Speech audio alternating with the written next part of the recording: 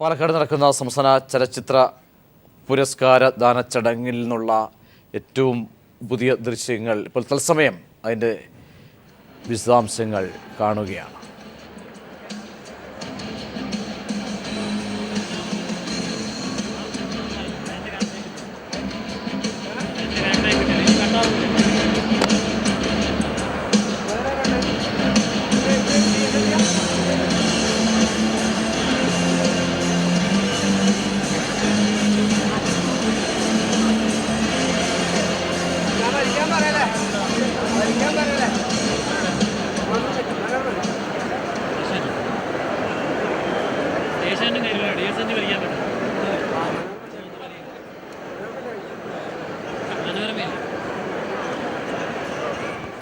നാൽപ്പത്തിയാറാമത് സംസ്ഥാന ചലച്ചിത്ര അവാർഡുകൾ വിതരണം ചെയ്യുന്ന ചടങ്ങ് പാലക്കാട് ആരംഭിച്ചു. മുഖ്യമന്ത്രിയാണ് പുരസ്കാരങ്ങൾ വിതരണം ചെയ്യുന്നത്.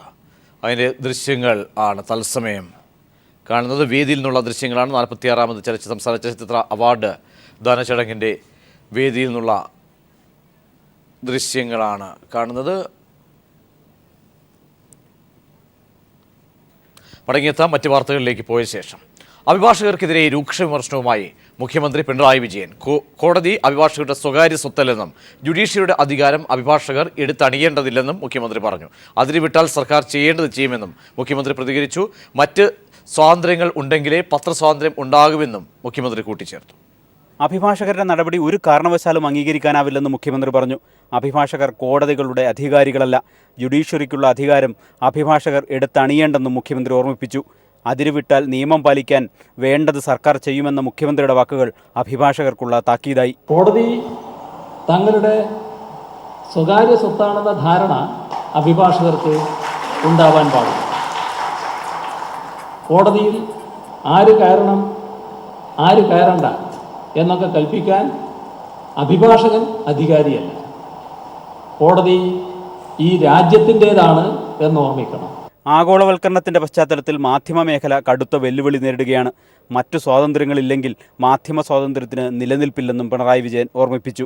മന്ത്രി രാമചന്ദ്രൻ കടന്നപ്പള്ളി, പ്രതിപക്ഷ നേതാവ് Ramesh Chennithala, KV Thomas MP, MLA Mar, മറ്റ് ജനപ്രതിനിധികൾ തുടങ്ങിയവർ ഉദ്ഘാടന സമ്മേളനത്തിൽ പങ്കെടുത്തു. News bureau, Kochi.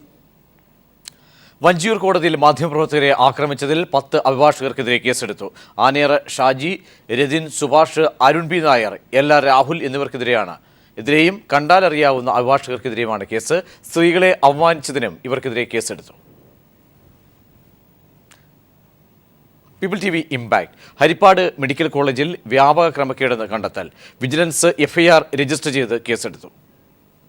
Harippad medical കോളേജിന്റെ നിർമ്മാണവുമായി ബന്ധപ്പെട്ട് 1.74 കോടി രൂപയുടെ കൺസൾട്ടൻസി കരാർ സ്വകാര്യ കമ്പനിക്ക് നൽകിയതിൽ വ്യാപകമായ അഴിമതിയുണ്ട് എന്ന് ഉറപ്പുവരുത്തിയ സാഹചര്യത്തിലാണ് വിജിലൻസ് FIR ഇട്ട് കേസെടുത്തത്. സർക്കാരിന് ലാഭമുണ്ടാകുന്ന കുറഞ്ഞ ചെലവിൽ 2 കമ്പനികൾ കരാർ നൽകിയെങ്കിലും ഹരിപ്പാട് MLA കൂടിയായ മുൻ ആഭ്യന്തരമന്ത്രി നേരിട്ടിടപെട്ടാണ് തൻ്റെ അടുപ്പക്കാർക്ക് കരാർ നൽകിയതെന്നും ആക്ഷേപമുയർന്നിട്ടുണ്ട്.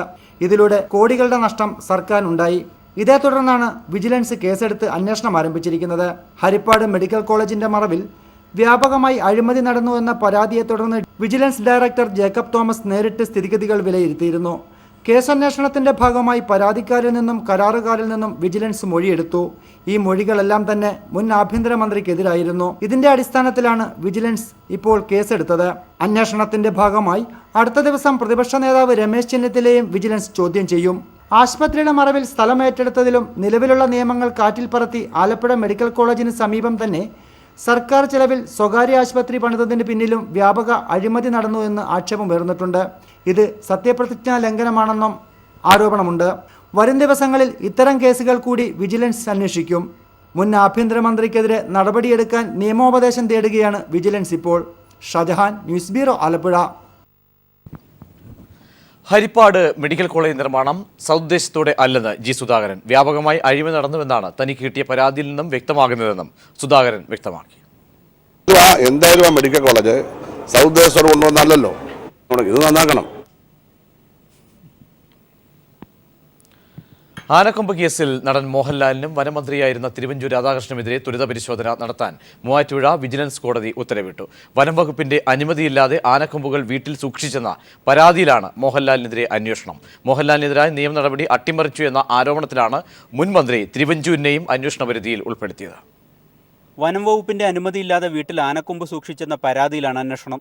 നടൻ മോഹൻലാൽ, മുൻമന്ത്രി തിരുവഞ്ചൂർ രാധാകൃഷ്ണൻ, മോഹൻലാലിന് ആനക്കൊമ്പ് കൈമാറിയവർ ഉൾപ്പെടെ 4 പേർക്കെതിരെ ത്വരിതപരിശോധന നടത്താനാണ് മൂവാറ്റുപുഴ വിജിലൻസ് കോടതിയുടെ ഉത്തരവ്. ഏലൂർ സ്വദേശി പൗലോ സമർപ്പിച്ച ഹർജിയിലാണ് കോടതി ത്വരിതപരിശോധനയ്ക്ക് നിർദ്ദേശം നൽകിയത്. 2012-ൽ മോഹൻലാലിന്റെ വീട്ടിൽ പരിശോധന നടത്തിയ ആദായനികുതി വകുപ്പ് ഉദ്യോഗസ്ഥർ 4 ആനക്കൊമ്പുകൾ കണ്ടെത്തിയതോടെയാണ് സംഭവങ്ങളുടെ തുടക്കം.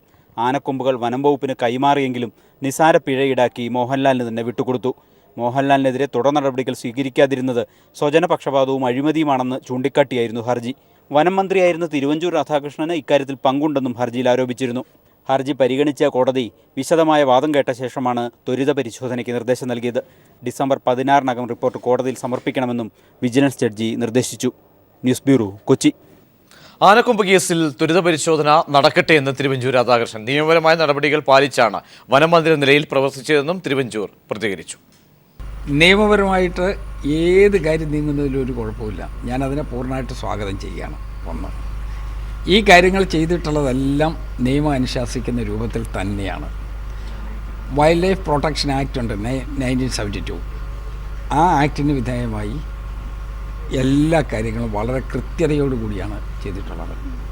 അതിൻ്റെ റെക്കോർഡ്സുകൾ പരിശോധിച്ചാൽ മനസ്സിലാകും.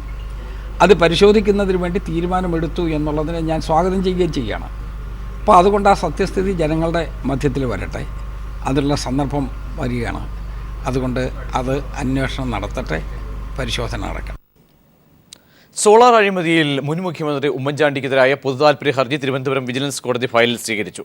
സരിത ഉമ്മൻചാണ്ടിക്കുൾപ്പെടെ പണം നൽകിയെന്ന് സോളാർ കമ്മീഷന് നൽകിയ മൊഴിയുടെ അടിസ്ഥാനത്തിൽ കേസ് രജിസ്റ്റർ ചെയ്യണമെന്നാണ് ഹർജിയിലെ ആവശ്യം. സമാന കേസിലെ ഹൈക്കോടതി തീരുമാനം അറിയിക്കാനും പ്രത്യേക വിജിലൻസ് കോടതി ഉത്തരവിട്ടു. കേസ് പരിഗണിക്കുന്നത് ഈ മാസം 28-ലേക്ക് മാറ്റി. 46ാമത് സംസ്ഥാന ചലച്ചിത്ര അവാർഡുകൾ ഇപ്പോൾ അല്പസമയത്തിനകം തന്നെ വിതരണം ചെയ്യും. പാലക്കാടാണ് ചടങ്ങ് നടക്കുന്നത്. അതിൻ്റെ തത്സമയ ദൃശ്യങ്ങളാണ് കാണുന്നത്. തീർച്ചയായും മലയാള സിനിമ ആസ്വാദനത്തിന് തന്നെ വ്യാകരണം മാറ്റിമറിച്ചൊരു വർഷമായിരുന്നു 2015. ആ 2015-ലെ പ്രതിഭകളെ ആദരിക്കുന്ന ചടങ്ങിലേക്ക് നമുക്ക് കടക്കാം. ആദ്യമായി ആ സാംസ്കാരിക ചടങ്ങിലേക്ക് കടക്കാം. സാംസ്കാരിക ചടങ്ങിന്റെ ഭാഗമായി നമ്മുടെ ഈ സദസ്സിനെ ധന്യമാക്കാൻ എത്തിയിരിക്കുന്ന ബഹുമാനപ്പെട്ട വ്യക്തികളെ നമുക്ക് ഈ വേദിയിലേക്ക് സ്വാഗതം ചെയ്യാം. തീർച്ചയായും ഹൃദയപൂർവ്വം ആദരവോടുകൂടി, സ്നേഹാദരങ്ങളോടുകൂടി ബഹുമാനപ്പെട്ട സാംസ്കാരിക വകുപ്പ് മന്ത്രി ശ്രീ AK ബാലനെ ഈ വേദിയിലേക്ക് സ്വാഗതം ചെയ്യുന്നു.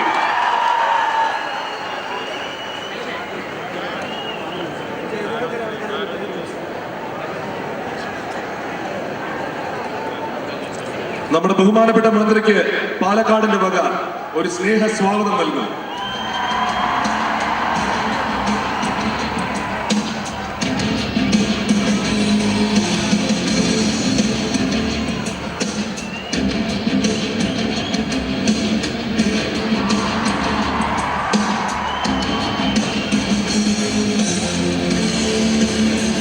അടുത്തതായി വേദിയെ ധന്യമാക്കാൻ നമുക്ക് സ്വാഗതം ചെയ്യാം കേരളക്കരയുടെ പ്രിയങ്കരനായ ആദരണീയനായ മുഖ്യമന്ത്രി ശ്രീ പിണറായി വിജയൻ. നമ്മുടെ ബഹുമാനപ്പെട്ട മുഖ്യമന്ത്രി ശ്രീ പിണറായി വിജയൻ.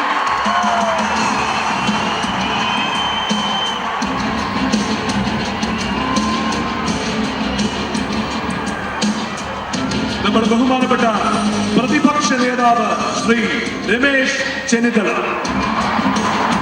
ആദരവോടുകൂടി അദ്ദേഹത്തെ വേദിയിലേക്ക് സ്വാഗതം ചെയ്യും. നമ്മുടെ ബഹുമാനപ്പെട്ട സ്പീക്കർ ശ്രീ P. ശ്രീരാമകൃഷ്ണൻ. സ്നേഹാദരവോടുകൂടി അദ്ദേഹത്തെ സ്റ്റേജിലേക്ക് ഹാർദവമായി സ്വാഗതം ചെയ്യുന്നു. ബഹുമാനപ്പെട്ട revenue minister Shri E. Chandrasekharan. സ്നേഹാദരങ്ങളോടെ അദ്ദേഹത്തെ സ്വാഗതം ചെയ്യുകയാണ്. നമ്മുടെ ഓണറബിൾ ചടങ്ങുകൾ പുരോഗമിക്കുകയാണ്. 46ാമത് സംസ്ഥാന ചലച്ചിത്ര പുരസ്കാര ദാന ചടങ്ങിൻ്റെ ദൃശ്യങ്ങൾ ആണ് കാണുന്നത്. അതിൻ്റെ ചടങ്ങുകൾ ആരംഭിച്ചിരിക്കുന്നു. മിനിസ്റ്റർ ശ്രീ കടന്നപ്പള്ളി രാമചന്ദ്രൻ സാറിനെ സ്നേഹാദരങ്ങളോടുകൂടി ഈ വേദിയിലേക്ക് സ്വാഗതം ചെയ്യൂ. ബഹുമാന്യനായ പാലക്കാട് MP ശ്രീ MP രാജേഷ്. പാലക്കാടിന്റെ സ്വന്തം MP ശ്രീ MP രാജേഷ്. ഒപ്പം വേദിയിലേക്ക് എത്തുന്നു പാലക്കാടിന്റെ സ്വന്തം MLA ശ്രീ ഷാഫി പറമ്പിൽ. സ്നേഹത്തോടെ ആദരവോടുകൂടി സ്വാഗതം ചെയ്യുക ശ്രീ ഷാഫി പറമ്പിൽ. നമ്മുടെ secretary culture government of Kerala Shrimati Rani George. Let's welcome Shrimati Rani George IAS. ആരംഭിച്ചിരിക്കുന്നു. പാലക്കാടാണ് ചടങ്ങുകൾ നടക്കുന്നത്. മുഖ്യമന്ത്രി പിണറായി വിജയൻ, സാംസ്കാരിക വകുപ്പ് മന്ത്രി കെ ബാലൻ അടക്കമുള്ളവരാണ് ഇപ്പോൾ വേദിയിൽ തത്സമയം കണ്ടത്. മറ്റു വാർത്തയിലേക്ക് പോയ ശേഷം മടങ്ങിയെത്താം. ബ്രിക്സ് രാജ്യാന്തര ഉച്ചകോടിക്ക് ഗോവയിൽ തുടക്കമായി. ഇന്ത്യ റഷ്യ വാർഷിക യോഗവും ഗോവയിൽ പൂർത്തിയായി. വർദ്ധിച്ചു വരുന്ന പാക് തീവ്രവാദ ഭീഷണി നേരിടാൻ ഇന്ത്യക്ക് റഷ്യയുടെ വിമാനവേധ മിസൈൽ കവചിത വാഹനങ്ങൾ ലഭിക്കും. അതിർത്തി കടന്നുള്ള ആക്രമണങ്ങൾക്ക് ഉപയോഗിക്കാൻ കഴിയുന്ന കമോവ ഹെലികോപ്റ്ററുകൾ ഇരു രാജ്യങ്ങളും നിർമ്മിക്കും. കൂടംകുളത്തെ പുതിയ യൂണിറ്റുകളുടെ നിർമ്മാണോദ്ഘാടനം റഷ്യൻ പ്രസിഡന്റ് പുടിനും പ്രധാനമന്ത്രി നരേന്ദ്രമോദിയും സംയുക്തമായി നിർവഹിച്ചു. ഇന്ത്യ റഷ്യ ബന്ധം ശക്തമാക്കി വാർഷിക യോഗം ഗോവയിൽ പൂർത്തിയായി. റഷ്യൻ പ്രസിഡന്റ് വ്ളാഡിമിർ പുടിനും പ്രധാനമന്ത്രി നരേന്ദ്രമോദിയും തമ്മിൽ നടന്ന ഉഭയകക്ഷി ചർച്ചകൾക്ക് ശേഷം പ്രതിരോധം, വാണിജ്യം രംഗത്തടക്കം 16 കരാറുകൾ ഒപ്പിട്ടു. കൂടംകുളം ആണവ നിലയത്തിലെ പുതിയ യൂണിറ്റുകളുടെ നിർമ്മാണ ഉദ്ഘാടനം ഇരുവരും സംയുക്തമായി നിർവഹിച്ചു. റഷ്യയുടെ പുതിയ മിസൈൽ, വിമാനവേധ, റോക്കറ്റ് കവചിത വാഹനങ്ങൾ ഇന്ത്യക്ക് ലഭിക്കും. കൂടാതെ അതിർത്തി കടന്നുള്ള ആക്രമണങ്ങൾക്കും സിയാച്ചിൻ പോലുള്ള മലനിരകളിൽ ആക്രമണം നടത്താനും സഹായിക്കുന്ന കമാവ ഹെലികോപ്റ്ററുകൾ ഒരുമിച്ച് നിർമ്മിക്കാനും കരാർ ഒപ്പിട്ടു. ആന്ധ്രാപ്രദേശിൽ റഷ്യയുടെ സഹായത്തോടെ കപ്പൽ നിർമ്മാണശാല ആരംഭിക്കും. ഇന്ത്യ റഷ്യ ബന്ധം പഴക്കമുള്ളതാണെന്നും പുതിയ 2 സുഹൃത്തുക്കളെക്കാൾ പഴയ ചങ്ങാതി തന്നെയാണ് നല്ലതെന്നും സംയുക്ത പ്രസ്താവനയിൽ നരേന്ദ്രമോദി പറഞ്ഞു. അഫ്ഗാനിസ്ഥാനിലും പടിഞ്ഞാറൻ ഏഷ്യയിലുമുള്ള ഇരു രാജ്യങ്ങളുടെയും താൽപര്യം ഒന്നു തന്നെയാണെന്ന് റഷ്യൻ പ്രസിഡന്റ് വ്ളാഡിമിർ പുടിനും വ്യക്തമാക്കി. തീവ്രവാദത്തിനെതിരെ ഇന്ത്യ നടത്തുന്ന പോരാട്ടങ്ങൾക്ക് റഷ്യ പിന്തുണ അറിയിച്ചതായി പിന്നീട് വിദേശകാര്യ സെക്രട്ടറി S ജയശങ്കർ അറിയിച്ചു. ബ്രിക്സ് യോഗത്തിൽ പങ്കെടുക്കാനെത്തിയ ചൈന, ബ്രസീൽ, സൗത്ത് ആഫ്രിക്ക രാഷ്ട്രത്തലവന്മാർക്ക് ഇന്ത്യ ഊഷ്മള സ്വീകരണം നൽകി വരവേറ്റു. News bureau, Delhi. സംസ്ഥാനത്ത് ചൈനീസ് മുട്ടകൾ എന്ന പേരിൽ വ്യാജമുട്ടകൾ കണ്ടെത്തിയെന്ന പ്രചാരണം തെറ്റെന്ന് പ്രാഥമിക നിഗമനം. വെറ്റിനറി സർവകലാശാലയിൽ centre for advance studies in poultry സയൻസിലാണ് ഇത് സംബന്ധിച്ച പഠനം നടക്കുന്നത്. പിടിച്ചെടുത്ത മുട്ടകളുടെ പരിശോധന പൂർത്തിയാക്കിയ ശേഷം ഭക്ഷ്യ സുരക്ഷാ വകുപ്പിന് റിപ്പോർട്ട് സമർപ്പിക്കും. എറണാകുളം ജില്ലാ ഭക്ഷ്യസുരക്ഷാ വകുപ്പ് മൂവാറ്റുപുഴയിൽ നിന്ന് പിടിച്ചെടുത്ത 24 മുട്ടകളാണ് മണ്ണുത്തി വെറ്റിനറി സർവകലാശാലയിലെ centre for advanced studies in poultry സയൻസിൽ പരിശോധിക്കുന്നത്. പ്രാഥമിക പരിശോധനയിൽ എത്തിച്ച മുട്ടകൾ മുഴുവൻ യഥാർത്ഥമാണെന്ന നിഗമനത്തിലാണ് അധികൃതർ എത്തിച്ചേരുന്നത്. സർവകലാശാല ക്യാമ്പസിൽ ഉൽപ്പാദിപ്പിച്ച മുട്ടകളുമായി ഇവയുടെ താരതമ്യ പഠനമാണ് നടക്കുന്നത്. ഇതുവരെയുള്ള പരിശോധന പ്രകാരം പിടിച്ചെടുത്ത മുട്ടകളിൽ ഭൗതിക രാസവ്യത്യാസങ്ങൾ കണ്ടെത്താനായില്ല. എത്തിച്ച മുട്ടകളിൽ ഏറിയ പങ്കും കാലപ്പഴക്കം ചെന്നവയാണെന്ന് സംശയമുണ്ട്. മഞ്ഞക്കരുവിന് കട്ടികൂടുന്നത് കാലപ്പഴക്കം മൂലമാകാം എന്നാണ് സൂചന. മുട്ടക്കോഴിയുടെ ഭക്ഷണക്രമവും മുട്ടയുടെ സ്വഭാവത്തിൽ നേരിയ മാറ്റം വരുത്തിയേക്കാമെന്നും അഭിപ്രായമുണ്ട്. വ്യാജമെന്നാരോപിച്ച് പിടിച്ചെടുത്ത മുട്ടയുടെ പുറന്തോട് കത്തിക്കുമ്പോൾ പ്ലാസ്റ്റിക്കിന്റെ ഗുണഗണങ്ങൾ കാണിക്കുമെന്നായിരുന്നു പ്രചരണം. പുറന്തോടിൽ കൃത്രിമമുണ്ടോ എന്ന കാര്യത്തിൽ പരിശോധനകൾ നടന്നുവരികയാണ്. ഉയർന്ന ഊഷ്മാവിൽ മുട്ടകൾ സൂക്ഷിക്കുമ്പോൾ തോടിന് കട്ടികൂടാമെന്ന വിദഗ്ധാഭിപ്രായമുണ്ട്. പരിശോധനകൾ പൂർത്തിയാക്കിയ ശേഷം അന്തിമ റിപ്പോർട്ട് ഭക്ഷ്യസുരക്ഷാ വകുപ്പിന് കൈമാറും. ഇടുക്കി, തിരുവനന്തപുരം എന്നിവിടങ്ങളിൽ നിന്ന് സംശയത്തിന്റെ പേരിൽ പിടിച്ചെടുത്ത മുട്ടകളും അടുത്ത ദിവസം പരിശോധനയ്ക്ക് എത്തിക്കും. News bureau, Thrissur. വാരാണസിയിൽ ഘോഷയാത്രയ്ക്കിടെ തിക്കിലും തിരക്കിലും പെട്ട് 20ഓളം മരണം. വാരാണസി ഘോഷയാത്രയിൽ പങ്കെടുക്കാൻ 3000 പേർക്കാണ് അനുമതി നൽകിയിരുന്നത്. എന്നാൽ പങ്കെടുത്തത് 1 ലക്ഷത്തോളം പേരാണ്. കേരളത്തിലെ 123 വില്ലേജുകൾ പരിസ്ഥിതി ലോല മേഖലയാണെന്ന് കാട്ടിയുള്ള ഹൈക്കോടതിയിലെ സർക്കാർ സത്യവാങ്മൂലം പിൻവലിക്കണമെന്നാവശ്യപ്പെട്ടു ഇടുക്കിയിൽ ജില്ലാ കോൺഗ്രസ് കമ്മിറ്റിയുടെ നേതൃത്വത്തിൽ നടക്കുന്ന ഹർത്താൽ പുരോഗമിക്കുന്നു. തൊടുപുഴ മുട്ടത്ത് നടക്കുന്ന CBSE കലോത്സവത്തെയും തൊടുപുഴയിൽ നടക്കുന്ന ജൂനിയർ ചേംബർ മേഖലാ സമ്മേളനത്തെയും ഹർത്താലിൽ നിന്നും ഒഴിവാക്കിയിട്ടുണ്ട്. രാവിലെ 6 മുതൽ വൈകിട്ട് 6 വരെയാണ് ഹർത്താൽ. UDF ഹർത്താലിനെതിരെ ഇൻഫോം രംഗത്ത്. പരിസ്ഥിതി ലോലം സംബന്ധിച്ച വസ്തുതകൾ വളച്ചൊടിച്ചും ദുർവ്യാഖ്യാനം ചെയ്തും രാഷ്ട്രീയ നേട്ടത്തിനായി ജനങ്ങളെ തെറ്റിദ്ധരിപ്പിച്ച് തെരുവിലിറക്കുന്നത് തെറ്റായ നടപടിയാണെന്നും ക്വാറി ഖനന മാഫിയകളുടെ സംരക്ഷകരാകുവാൻ കർഷകരടക്കമുള്ള ജനസമൂഹത്തെ കിട്ടില്ലെന്നും ഇൻഫോം ദേശീയ ജനറൽ ഷെവലിയാർ VC സെബാസ്റ്റ്യൻ വ്യക്തമാക്കി. ഭരണത്തിലിരുന്നപ്പോൾ പരിസ്ഥിതി ലോല വിഷയത്തിൽ നിശബ്ദ നിലപാടുകളോടെ ജനങ്ങളുടെ നടുവൊടിച്ചിട്ടും വിഷയം ഇപ്പോൾ കൂടുതൽ സങ്കീർണമാക്കാനുള്ള നീക്കം ജനദ്രോഹ നടപടിയെന്നും അദ്ദേഹം കൂട്ടിച്ചേർത്തു. അയ്യപ്പൻ കവിതാ പഠന കേന്ദ്രം ട്രസ്റ്റ് സംഘടിപ്പിക്കുന്ന ദേശീയ കാവ്യോത്സവത്തിന് തുടക്കമായി. കവി പ്രഭാവർമ്മ പരിപാടി ഉദ്ഘാടനം ചെയ്തു. മലയാളം സർവകലാശാല vice chancellor doctor K Jayakumar, Kureepuzha Sreekumar തുടങ്ങിയവർ പങ്കെടുത്തു. തിരുവനന്തപുരത്ത് അയ്യപ്പനുമായി ബന്ധപ്പെട്ട 6 സ്ഥലങ്ങളിൽ വെച്ചാണ് കാവ്യാർച്ചനയും സാംസ്കാരിക പരിപാടികളും നടക്കുന്നത്. തെരുവുനായ്ക്കളെ പിടികൂടി കൽപ്പറ്റയിൽ വളർത്തുന്നതിനെതിരെ ചിലർ ഭീഷണിപ്പെടുത്തുന്നുവെന്ന പരാതിയുമായി ആഭരണ വ്യവസായി ബോബി ചെമ്മണ്ണൂർ കളക്ടറെ സമീപിച്ചു. വയനാട്ടിലെ തന്റെ സ്ഥലത്തേക്ക് തെരുവുനായ്ക്കളെ കൊണ്ടുപോകാൻ പോലീസ് സംരക്ഷണം ഒരുക്കണമെന്നും ബോബി ചെമ്മണ്ണൂർ ആവശ്യപ്പെട്ടിട്ടുണ്ട്. ഇക്കാര്യത്തിൽ തീരുമാനമാകും വരെ നായ്ക്കളെ സംരക്ഷിക്കാൻ കോർപ്പറേഷൻ അധികാരികളോട് സ്ഥലം ആവശ്യപ്പെടുമെന്നും ബോബി ചെമ്മണ്ണൂർ കോഴിക്കോട് വ്യക്തമാക്കി. കൊണ്ടുപോകാൻ അനുവദിക്കുക, അല്ലെങ്കിൽ ഇവിടെ പോറ്റാനായിട്ട് സംവിധാനം ഒരുക്കുക താൽക്കാലികമായിട്ട് എന്നുള്ള പരാതി ഇവിടെ കൊടുത്തിട്ടുണ്ട്. പക്ഷേ ഇവിടെ ഇങ്ങനെയുള്ളൊരു സ്ഥലത്ത് ഇതിനെ വെക്കാൻ പാടില്ല എന്ന് കർശനമായിട്ട് ഇപ്പോൾ അവിടുന്ന് പറയുകയുണ്ടായി. അതിൻ്റെ പേരിൽ ഇപ്പോൾ ഇത് തൽക്കാലം മാനാഞ്ചിറ അവിടെ കൊണ്ടുപോയിട്ട് മൈതാനത്ത് വെച്ചിട്ട് ഞാൻ കോർപ്പറേഷനിൽ പോയിട്ട് മേയറുമായിട്ട് ഇതിനെക്കുറിച്ച് ചർച്ച ചെയ്തിട്ട് താൽക്കാലികമായ ഒരു സ്ഥലം അനുവദിച്ച് കിട്ടുവാൻ വേണ്ടിയിട്ടാണ് പരിശ്രമിക്കുന്നത്. സംസ്ഥാനത്ത് വീണ്ടും ATM തട്ടിപ്പ്. ആലുവ ഏലൂക്കര സ്വദേശി നവാസിന്റെ പണം തട്ടിയത് US ബ്രൂക്ലിനിൽ നിന്ന്. ATM കാർഡിന്റെ പിൻ ഉപയോഗിച്ച സിറ്റി ബാങ്ക് വഴിയാണ് പണം കവർന്നത്. 40,355 രൂപയാണ് നഷ്ടമായത്. വിശദാംശങ്ങളുമായി ഉമേഷ് ചേരുന്നു. ഉമേഷ്, എപ്പോഴായിരുന്നു സംഭവം നടന്നത്? ഏത് രീതിയിലാണ് തട്ടിപ്പ് വിദേശത്ത് നിന്ന് നടന്നിരിക്കുന്നത്? പ്രജീഷ്, കഴിഞ്ഞ ദിവസം വൈകിട്ട് 6 മണിയോടെയാണ് ആലുവ തോട്ടക്കാട്ടുകര SBT ശാഖയിലെ നാസ് കൺസ്ട്രക്ഷൻസ് എന്ന പേരിലുള്ള അക്കൗണ്ടിൽ നിന്ന് 40,333 രൂപ പിൻവലിച്ചതായി നവാസിന് SMS ലഭിക്കുന്നത്. ഉടൻ തന്നെ ബാങ്കിലെത്തി പണം താൻ പിൻവലിച്ചിട്ടില്ലെന്ന് നവാസ് പരാതി നൽകി. തുടർന്ന് പരിശോധിച്ചപ്പോൾ അമേരിക്കയിലെ ബ്രൂക്ലിനിൽ നിന്നാണ് പണം പിൻവലിക്കപ്പെട്ടതെന്ന് വ്യക്തമായി. നവാസ് ആലുവ പോലീസ് സ്റ്റേഷനിൽ പരാതി നൽകിയിട്ടുണ്ട്. ATM കാർഡിന്റെ പിൻ ഉപയോഗിച്ചാണ് പണം കവർന്നതായാണ് നിഗമനം. ATM ഉപയോഗിച്ച് കൗണ്ടറുകളിൽ നിന്ന് പണം പിൻവലിക്കുന്നതല്ലാതെ യാതൊരു ഓൺലൈൻ ഇടപാടുകളും താൻ നടത്തിയിട്ടില്ലെന്ന് നവാസ് പറയുകയുണ്ടായി. പണം നഷ്ടപ്പെട്ട പിന്നീട് ഇയാൾ ബാങ്കിലെത്തി ഇക്കാര്യം അറിയിച്ചു. അതേ തുടർന്ന് പണം നഷ്ടപ്പെട്ടതിൽ ആശങ്ക വേണ്ടെന്നും പോലീസ് അന്വേഷണത്തിന് ശേഷം പണം തിരികെ നൽകുമെന്നും ബാങ്ക് അധികൃതർ നവാസിനെ അറിയിച്ചിട്ടുമുണ്ട്. പ്രജീഷ്, ഉമേഷാണ് വിവരങ്ങൾ നൽകിയത്. പുഞ്ചകൃഷിക്കായി നിലം തയ്യാറാക്കുകയാണ് അപ്പർ കുട്ടനാട് മേഖലയിലെ കർഷകർ. കൃഷിക്ക് ആവശ്യമായ വളത്തിനുള്ള സബ്സിഡി മാത്രമാണ് സർക്കാരിൽ നിന്നും ഇവർ കിട്ടുന്ന സഹായം. ഇത്തവണ പുതിയ സർക്കാർ കൂടുതൽ തുക പുഞ്ചകൃഷിക്കായി അനുവദിക്കുമെന്ന പ്രതീക്ഷയിലാണ് കർഷകർ. കുട്ടനാടിലെ പാടങ്ങളിൽ വർഷത്തിൽ 2 തവണ വിത്തിറക്കി കൊയ്തെടുക്കുമ്പോൾ അപ്പർ കുട്ടനാട്ടിൽ വർഷത്തിൽ 1 തവണ മാത്രമാണ് കൃഷി ഇറക്കുക പതിവ്. വെള്ളപ്പൊക്ക ഭീഷണിയെ തുടർന്നാണ് ഇത്തരത്തിൽ സംഭവിക്കുന്നതും. മോട്ടോറുകൾ ഉപയോഗിച്ച് പാടത്തെ വെള്ളം വറ്റിച്ചാണ് നിലം ഉണക്കുന്നത്.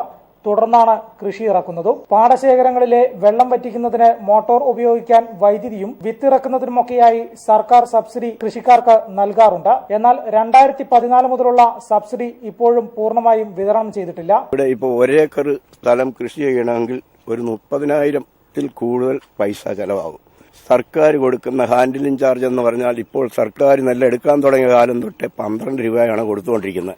അതിപ്പോൾ ഈ 12 വർഷമായിട്ടും ആ 12 തന്നെ നിൽക്കുക, കൂട്ടുക അല്ലാതെ ഒന്നും കൂട്ടിയിട്ടില്ല. അതുകൊണ്ട് ഈ സർക്കാർ നെല്ലുവില കൂട്ടി തന്നില്ലെങ്കിൽ കൃഷിക്കാരാകപ്പാടെ പൊട്ടി പാളിശാകും. കെട്ടുതാലി വരെ പറിച്ച് പണയം വെച്ചാണ് ഈ കൃഷി ചെയ്യുന്നത്. കർഷകരിൽ നിന്നും പാടശേഖര സമിതി പണം പിരിച്ച് കുടിശ്ശിക തീർത്തു നൽകിയാൽ മാത്രമേ പുഞ്ചകൃഷിയിലെ വെള്ളം വറ്റിക്കുന്നതിന് ആവശ്യമായ വൈദ്യുതി ഉദ്യോഗസ്ഥർ നൽകുകയുള്ളൂ. അപ്പർ കുട്ടനാടിന് പുറമെ സംസ്ഥാനത്താകെയുള്ള പാടശേഖരങ്ങളിലും സബ്സിഡി കുടിശ്ശിക തീർത്തു നൽകിയിട്ടില്ല. പുഞ്ചകൃഷി മികച്ചതാക്കാൻ ആവശ്യമായ സർക്കാർ സഹായത്തിനായി കാത്തിരിക്കുകയാണ് അപ്പർ കുട്ടനാട് മേഖലയിലെ നെൽകർഷകർ. News bureau, Pathanamthitta. കേരള കാർഷിക സർവകലാശാലയിൽ അസിസ്റ്റന്റ് തസ്തികയിലേക്കുള്ള ഒഴിവുകൾ PSCക്ക് റിപ്പോർട്ട് ചെയ്യുന്നില്ലെന്ന് ആക്ഷേപം. ഒഴിവുള്ള 206-ൽ 103 തസ്തികകൾ മാത്രമാണ് റിപ്പോർട്ട് ചെയ്തത്. സർക്കാർ നിർദ്ദേശം മറികടന്ന് ഒഴിവുകൾ മറച്ചുവെക്കുന്നതിനെതിരെ റാങ്ക് ഹോൾഡേഴ്സിന്റെ നേതൃത്വത്തിൽ സർവകലാശാലയ്ക്ക് മുന്നിൽ ധർണ നടത്തി.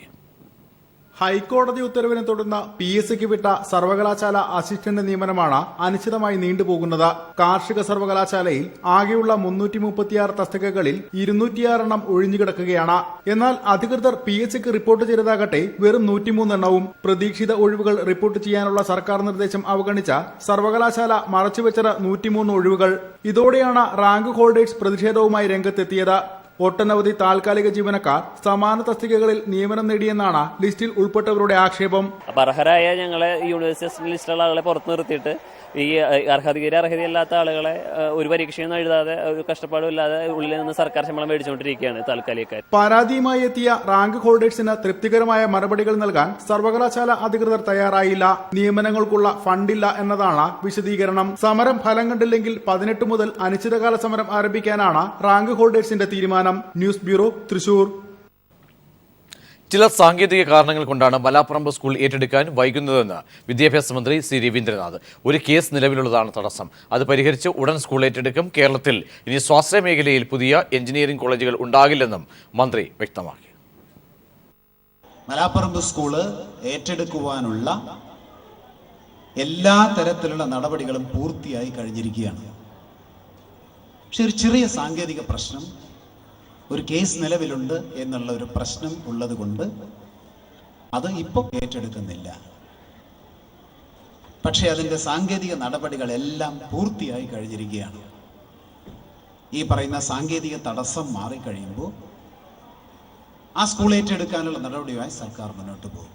കേരളത്തിൽ ഇനി സ്വാശ്രയ മേഖലയിൽ എഞ്ചിനീയറിംഗ് കോളേജുകൾ ഇല്ല എന്ന് സർക്കാർ ഉറപ്പിച്ച് പ്രഖ്യാപിച്ചു കഴിഞ്ഞിട്ടുണ്ട്. അതുപോലെ തന്നെ ഓട്ടോണമസ് കോളേജ് അത് കേരളത്തിന്റെ മണ്ണിൽ ഇനി ഇല്ല എന്ന് സംസ്ഥാന സർക്കാർ ഉറപ്പിച്ചു പറഞ്ഞു കഴിഞ്ഞിരിക്കുകയാണ്.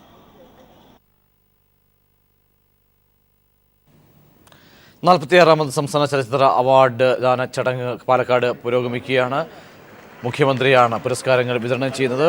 വേദിയിലേക്ക് തത്സമയം നമ്മുടെ ജയേട്ടനുണ്ട്. ജയേട്ടൻ അവാർഡ് വിന്നർ കൂടിയാണ്. സത്യത്തിൽ 50 വർഷം തികഞ്ഞു കഴിഞ്ഞ് ജയേട്ടന് 52 വർഷമായി ജയേട്ടൻ. തീർച്ചയായും ഈ വേദിയിൽ ആ രീതിയിൽ തന്നെ ജയേട്ടനെ അടയാളപ്പെടുത്തേണ്ടതാണ്. പക്ഷേ ജയേട്ടൻ സർക്കാർ ഈ വർഷത്തെ മികച്ച ഗായകനുള്ള പുരസ്കാരം നൽകി ആദരിക്കുന്നതുകൊണ്ട് തന്നെ അടുത്ത വർഷത്തേക്ക് തീർച്ചയായും അടുത്ത വർഷത്തെ മികച്ച ഗായകനായിട്ട് ജയേട്ടനെ തന്നെ തിരഞ്ഞെടുക്കണമെന്നാണ് ഞങ്ങളുടെ ആഗ്രഹം. പക്ഷെ അങ്ങനെ തിരഞ്ഞെടുക്കുന്നത് അടുത്ത വർഷമാകും. എന്നാലും 50 വർഷം പിന്നിട്ട ജയേട്ടനെയും ഞാൻ സ്നേഹപൂർവ്വം ആദരപൂർവ്വം വേദിയിലേക്ക് സ്വാഗതം ചെയ്യുന്നു. അടുത്തതായി ഈ വേദിയിലേക്ക് ഉടനെ എത്തിച്ചേരുമെന്ന് പ്രതീക്ഷിക്കുന്ന അർജുന മാസ്റ്ററുണ്ട്. വളരെ സീനിയർ ആയിട്ടുള്ള മ്യൂസിക് ഡയറക്ടർ. അദ്ദേഹത്തെയും അദ്ദേഹത്തിൻ്റെ അസാന്നിധ്യത്തിൽ ഈ വേദിയിലേക്ക് സ്വാഗതം ചെയ്യുകയാണ്. അതുപോലെ ശാരദാമ്മ, ഡോക്ടർ ഉർവശി ശാരദ, അവർ മലയാളികളുടെ എന്നത്തെയും പ്രിയപ്പെട്ട അഭിനേത്രിയാണ്. ഒരു കാലത്ത് മലയാളികളുടെ ഏറ്റവും പ്രിയപ്പെട്ട താരമായി ഇന്നും 50-ലധികം വർഷങ്ങളായി ഇന്നും നിറഞ്ഞു നിൽക്കുന്ന പ്രിയപ്പെട്ട സുവർണ നായിക ശ്രീമതി ശാരദയെ ഞാൻ ആദരപൂർവ്വം വേദിയിലേക്ക് സ്വാഗതം ചെയ്യുന്നു.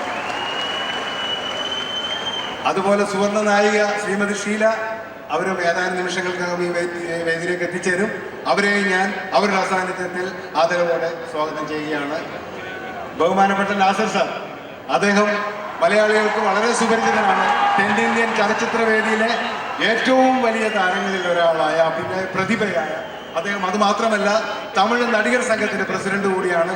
അദ്ദേഹത്തെ ഔദ്യോഗികമായി കൂടി ഞാൻ ആദരവോടെ ഈ വേദിയിലേക്ക് സ്വാഗതം ചെയ്യുന്നു. സാർ, ശ്രീ ജയറാം, പത്മശ്രീ ജയറാമിനെ ഞാൻ ആദ്യം സ്വാഗതം ചെയ്ത് കഴിഞ്ഞു. പ്രോട്ടോകോൾ തെറ്റിച്ച് സ്വാഗതം ചെയ്തു. ഒരിക്കൽ കൂടി അദ്ദേഹത്തിന് ഞാൻ സ്വാഗതം പറയുന്നു. ഞാൻ അടുത്തതായിട്ട് സ്വാഗതം ചെയ്യേണ്ടത് ശ്രീ മുകേഷ് എത്തത്തിരിക്കുകയാണ്. നമ്മുടെ പ്രിയപ്പെട്ട അഭിനേതാവും കൊല്ലത്തിന്റെ MLA കൂടിയായ, ഇപ്പോൾ ഞങ്ങളുടെ സിനിമാക്കാരുടെ ഇടയിൽ നിന്നൊരു ജനപ്രതിനിധിയാണ്.